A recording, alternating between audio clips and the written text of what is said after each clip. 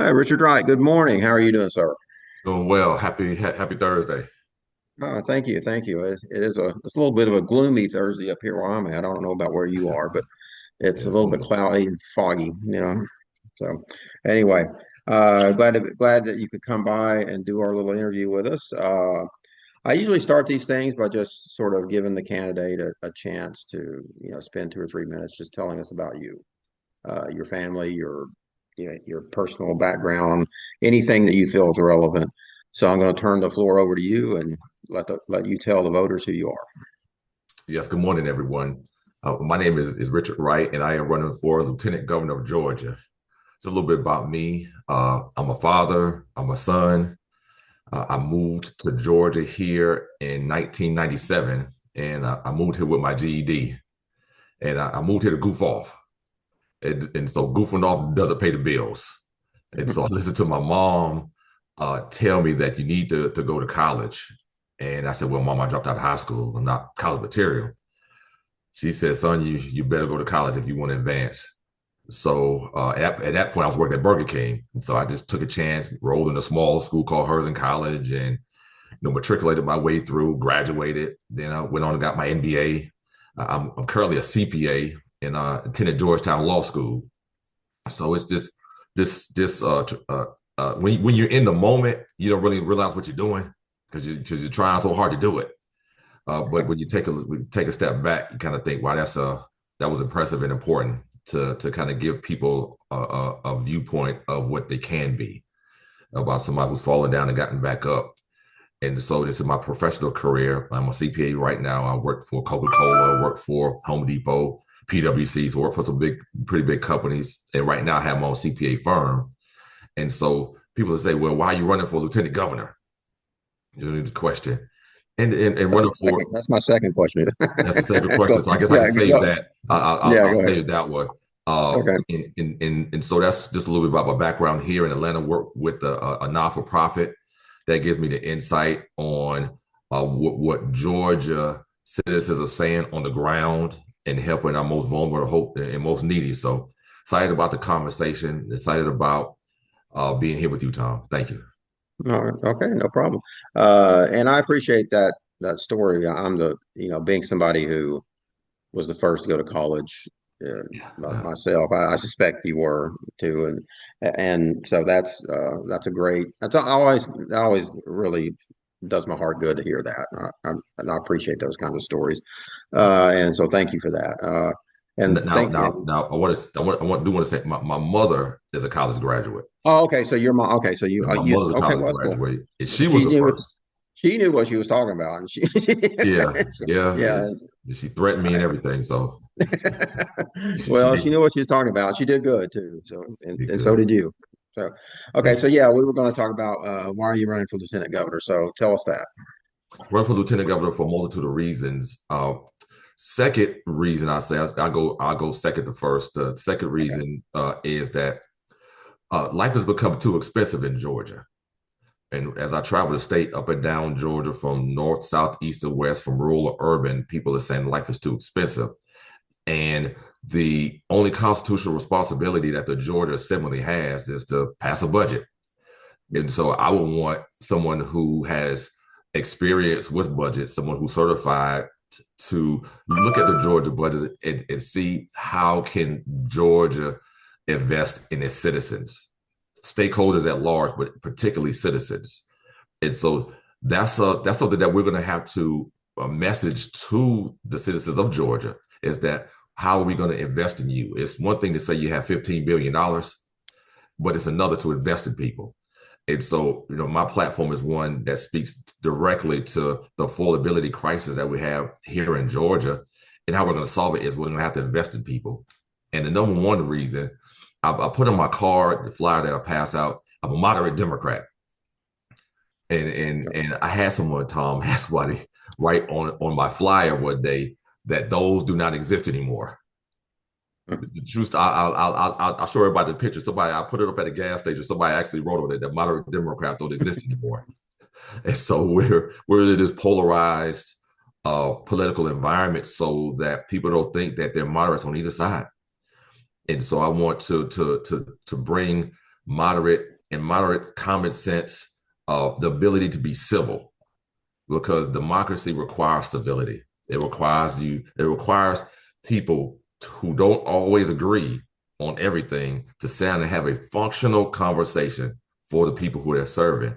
And so that's number one reason is to bring stability back to the Georgia Assembly. Well, certainly politics certainly needs that. So when you say moderate, you're talking about more of an approach to More of an politics. approach, more of a philosophy to Okay. understand how democracy works.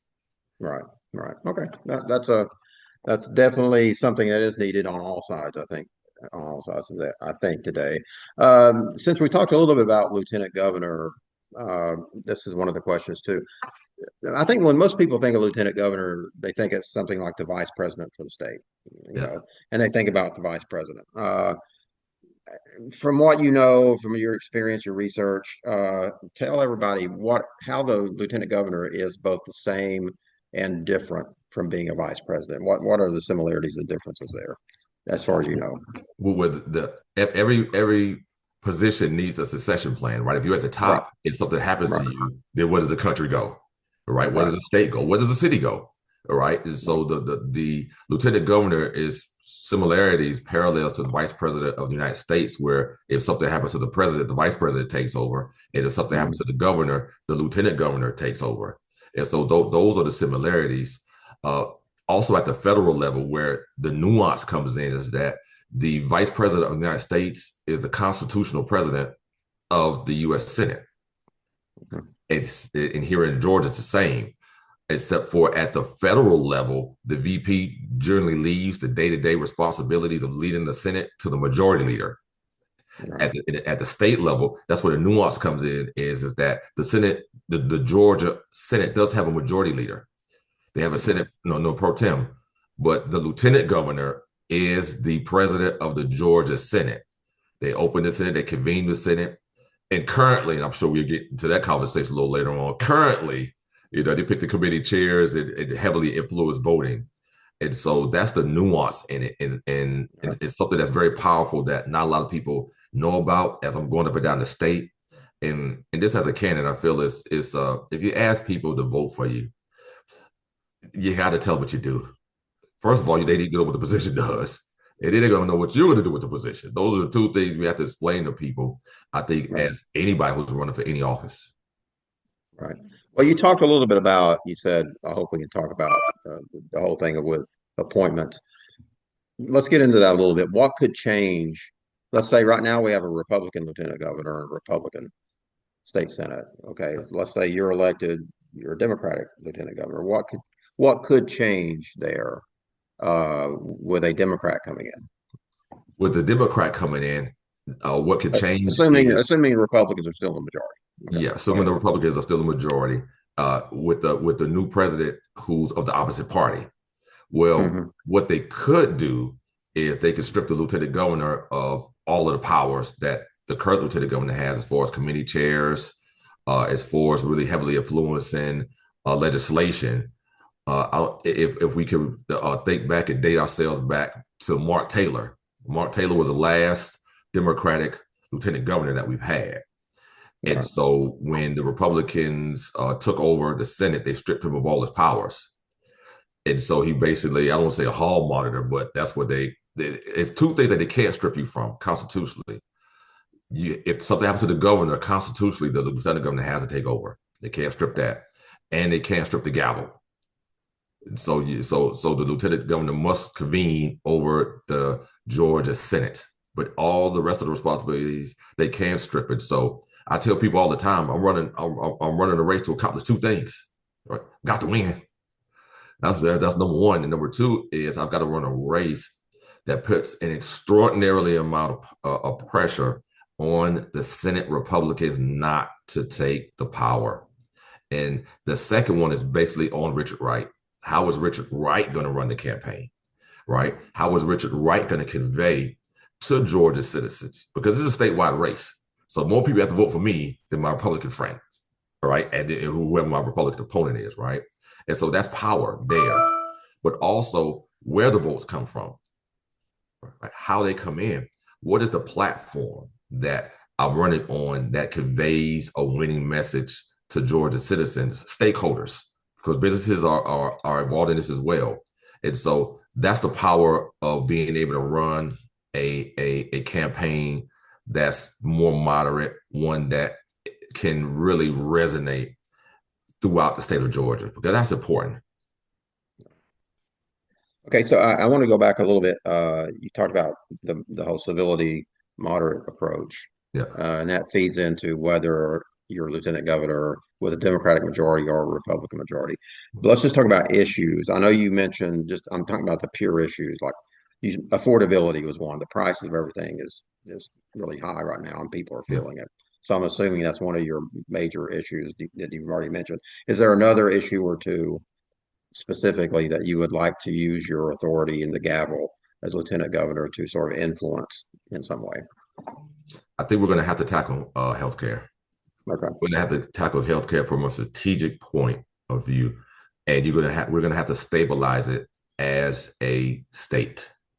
Mhm. Tom, I really want to stress something, and this is what I stress while going on the road. Well, one of the things I stress while going on the road in this position, right? Knowing that more than likely there's going to be a Republican majority, I've got to have emotional intelligence. I've got to have it, and part of emotional intelligence is self-awareness. And so I have to be self-aware that, again, the Republicans are going to be the majority. And so I have to say, what can we work on?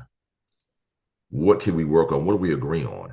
And I think that the health of Georgia citizens is something that we all agree needs to be stabilized, needs to be invested. Now, how much, where do premiums go? Do we expand Medicaid? I believe we need to. I believe we need to. But I don't want to sit here and tell you that we're going to do universal health care because I'll be lying to you. I don't have the votes to Right, do that. The Senate can get out of the House, right? right, And so what right. I can say is, hey, I can strategically look at what Governor Kemp has is peach care, right? Well, it stops at 15,600, $15,360 for a single individual. So if me and you, Tom, we worked in construction, right, and we made $17,000 a year, well, we wouldn't qualify because we made more than $15,360. And if the employer doesn't offer health care, then what do me and you to do? We're going to only Right, other option we got is we're the donut hole. We have to go to AC, to go to the ACA, right, right? And so that needs to change. That needs to change. And so I believe that we should double it. We should make it more closer to a $15 an hour minimum wage concept. Like so right, if you make 31, it should go up to 31 too. So if me and you are making $18,000, where we're not at $15 minimum wage. So less insure us through Medicaid. For a family, the household median income in Georgia is $56,000. I believe that's where peach care needs to be at for a family of three. They need to be at 56,000 because that's what the median household income is. So if you were right in the middle of it, all right in the middle of all the families in Georgia, $56,000 would be what that family made. And so let's insure people in peach care up to that amount. To me, I think it's a fair way to do it and a strategic way to insure people because businesses are starting to notice, right? Because of their cost, right? So let's stabilize health because without health, you really don't have much. That's the right, first thing. That's the first requirement in life is to be healthy. Hard to do right, anything else without that. right. And education, I mean, all of it sort of ties together like that. Okay, so very good. I appreciate that answer. Okay, let's talk a little bit more, move away from issues and talk a little bit more about strategy. And this next question, I don't mean this. There's only two of you running right now for lieutenant governor. I That's been that way for a while now, so I'm assuming that we're kind of stabilized in that regard. So this isn't really a question about you, the two of you competing with each other. It's more just about you. What sets you apart about your background and all of that that gives you an advantage, you think, in the primary here as a Democratic nominee for lieutenant governor? I think that my experience and skill set is what sets me apart. The financial knowledge, Uh, Also, just the temperament, the fact that I'm a CPA, so time when I walk in the room, I've got the Republicans' respect. The entire leadership has CPAs. They know what it is. So I have the respect. Is this upon Richard Wright to keep it? Mhm. And so the way to keep it is how you govern, right? How do you work across the aisle? How do you maintain progressive policies, right? But understand that there's going to have to be some give and take. And in the business world, that's the way it is. Few times in the business world where you're just going to have all of the leverage, whether that's Right. employee, employer. I worked in mergers and acquisitions. So sometimes the buyer does have all of the leverage. There's some huge company and you want to get rich as a seller. But the majority of the time, one side doesn't have all of the leverage. And so in this aspect, my Republican friends won't have all the leverage anymore because they'll be the leader of the Senate will be a Democrat, right? So that's have to share the leverage. And in my career, I've used to kind of sharing leverage and making win-win situations because that's what the goal should be. The goal is to serve the people and win for the people. And so that's what I believe really sets me apart, among other things. Uh, I mean, I care, Tom. I care. I know you've seen me. Other no rural area Democrats have seen me. How I usually start my Yeah. meetings off. Hey, I'd say everybody repeat after me. Say I'm important. Democrats in Atlanta are going to have to make rural area Democrats feel important. I go up and down the state, and they don't. And we don't want to admit that. Right. That's what sets me apart. I wanted to go and talk to rural area Democrats and say, hey, I care. I've got two ears and one mouth, so I'm listening. We're not going to agree on everything. Right. Right. Right. But what I can do is say, hey, I'm going to listen to you and I'm going to go advocate. And that's what's been missing, I think, for 20 years in the party. We give a lip service, but you got to go and talk to people. And if you can't Right. make Democrats who in your party feel important, how are you going to get disenfranchised Republicans? You're not. Right. Okay, great. And that kind of leads me into the next part about talking about political strategy. Let's say you are the lieutenant governor candidate or nominee, and Yeah. we're heading into the general election. You talked about going into rural areas a lot, which the party does absolutely need to do. What other things do you see as part of the strategy for this upcoming year that the Democratic Party and you, as the lieutenant governor candidate, need to do to win? I think we need a message. I think the message is the most important thing. What we've been defined as, because Tom, I go and talk to people.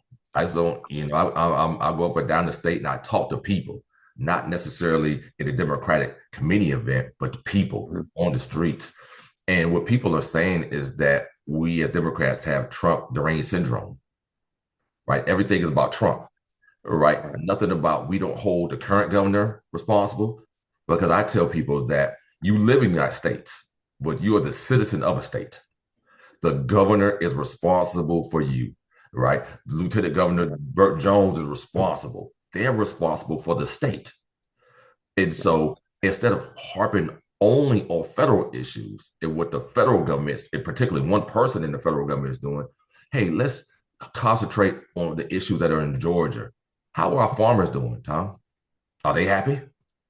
Do I don't think any of them are happy right now anywhere. so how do you address them? How do I bring an Atlanta message to a farmer? There's no farmers around here, right? You got to go and talk to people. You got to go and listen to people. So you have to go and talk to someone. And that's how you craft a message. And the message that I've heard is that life is too expensive.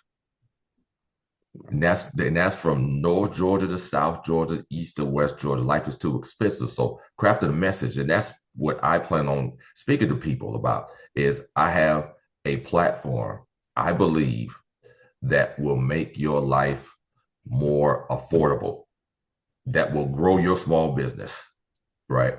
You know what farmers want, Tom? They want they want trade over aid.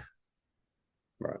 They want trade over aid. So somebody with some business acumen has to get there and say, hey, how can we reach out to states around the United States to buy Georgia products? How do we reach out to countries to buy Georgia products? How are the tariffs affected? what can we do to offset some of the tariffs here in Georgia, right? That's what you do with 15 billion, right? Agriculture is the largest industry in this state. That's why you do it. You have to sit down with the farmers. You have to talk with them. We have everything from H2A, the program that they have, all the way to the tariffs that are in Japan, right? Sit down and talk to people and craft a message to make our farmers more profitable, right? I read the other day that farmers are suffering from the immigration issues, right? That the state that the country is going through because of the White House toxic immigration policy. It is toxic because it's all over the place. There's no rhyme and reason to it. So it's confusing. I don't understand it. You had on stage and said something and then got in office, did another one. And so what can we do as a state? Strategic immigration requires how are you using domestic resources, i.e., Black, white, Hispanic men? What are you doing with them? Right? Because you have to craft a message and some policy to say, hey, we need more domestic people working in farms, especially here in Georgia. Right? How you craft a policy to make urban people, to make even more rural Georgians want to own farms, want to grow products, right? You got to stabilize it. You got to invest in them. So you got to invest in the current ones and you got to grow that industry out. But if you don't go talk to farmers, if you don't do any research about farming, right, what are you going to say to them? You're just going to ignore them, overlook them, right? Because you think that they don't like Democrats. Well, not that they don't like Democrats. It's just that we've rarely come with a solution to their pain points because we think that they're only going to vote Republican. And so to me, every vote is up for grabs. I plan on making it incredibly hard for whatever Republican opponent I got to win because I'm going to talk to people wherever you're at. You ain't got to look like me, talk like me, doesn't matter, right? To me, because I owe you as the lieutenant governor, I owe you a conversation. I owe Republicans a conversation. You owe them. You want to be lieutenant governor. You want to be governor. You want to be whatever. You owe them a conversation. So let's have that conversation. And I've never had anybody when I tell them that I'm going to make your life more affordable. I never had anybody respond saying, Richard, I want my life to be more expensive. Yeah. Never anybody tell me that. Yeah, even rich people don't want to have to pay more, right? And Exactly. you're mentioning the immigration. That's not just farms that's hitting hard. It's up here. We're more into the into industry exporting Q sales, Exactly. uh, and that's hitting them hard too. I think they're considering downsizing and even pulling out because of some of the stuff that we're seeing with Trump. And Yeah. so yeah, I think I agree that all that needs to happen. And I think from what I'm getting from your approach is that as a running mate, let's say, if to Yeah. whoever the gubernatorial candidate is, Yeah. you're going to go to those places maybe that, or you would prefer to go to those places maybe that Democrats don't tend to go to as often and do their outreach there. Is that pretty much what I'm hearing? Or I'm going there. It isn't no. It isn't just the hyperbole. It's just this is me saying you've got to go right, talk to people. You got to go talk to them, right? You right, don't know what a person's thinking, right? Till you talk to them, right? right, If they people listen to Fox all day, right, and then they never see a Democrat, what are they to think? Can I reach everybody in the whole state of Georgia just with a personal? No, I can reach enough people in gatherings to say, hey, you know what? I like the way he's thinking. I like his policy on education. All right. right, I like the fact that he wants to start, pre-K at 2. Well, how can we get there? All right. Because we currently have it at 4. Well, let's right, push it down to 2 because my no education theory is on pre-distribution, not redistribution. Redistribution is right, when you catch the problem at the end of it, and you say, okay, well, this inequity exists. I got to take this person, give it to this person. No, let's start it at pre-distribution, where you tackle it early, right? We distribute, we stabilize, we invest early, and so we can have the kind of the same playing field, right? If all kids in Georgia, poor ones, rich ones, white, black, Asian, Chinese, have the opportunity to learn early, then they walk into kindergarten on the same level, right? And that's the goal. I want kindergartners to start on the same level. and about 55% of Georgia kids are in pre-K 4. I think that's what they call pre-K 4. All right. Mhm. So where the other 45% at? Right. So those 55% of students are generally going to start better. Right. Right. Because they've had the opportunity. Well, let's change that educational trajectory, and we owe it to the kids, right? Because if we're going to craft a workforce for the future, because that's what we should be looking at, craft policies that advance a educated, skills-based workforces. So every company in the United States was to come to Georgia.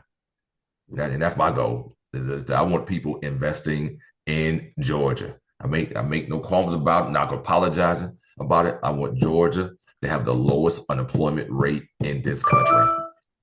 We're currently 14th. I want to be the lowest. I want African Americans to have the lowest unemployment rate in this country. And so that's going to take investment. That's going to take companies coming here. And so making the ground fertile for companies and for small businesses, especially to be able to hire is the key. Okay. Well, Richard, I think we've gone through most of the stuff here. I do appreciate your answers and your time. You got an idea, a vision of where you want to go and where you want the state to go, and it's a good vision, and I appreciate you sharing that with us. Let's do the wrap up here. I'll give you the 1 to 2 minute. Give us why we should elect Richard Wright, Lieutenant Governor's speech to wrap things up. So go for it. It, no, Tom, thank you very much and for your time. I really appreciate it.